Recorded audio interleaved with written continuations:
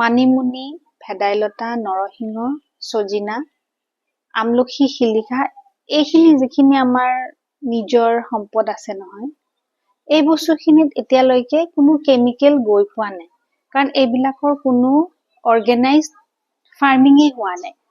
যেতিয়া খেতিয়কবিলাকে আৰম্ভ কৰিব এইবিলাকৰ খেতি কৰাটো, তেতিয়াহে ভাবিব যে এইখিনিতো সোনকালে শস্যখিনি ফলটো ওলাবলৈ বা ফলখিনি পোক নালাগিবলৈ যেতিয়া চিন্তা কৰিব, তেতিয়া তাত ৰাসায়নিক দ্ৰব্য প্ৰয়োগ কৰিব।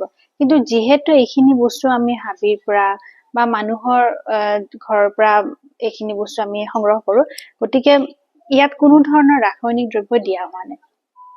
আৰু সেইকাৰণে আমি ভাবিছো যে এই বস্তুখিনি যেতিয়া একো বেয়া বস্তু ইয়াত মিশ্ৰণ হোৱাই নাই, আমি যদি তেনেকে ইয়াক শুকান হিচাপে বিক্ৰী কৰো, তেতিয়াহ'লে এইখিনি খাই পেলাই আমি বহুত ভাল ফল পাম।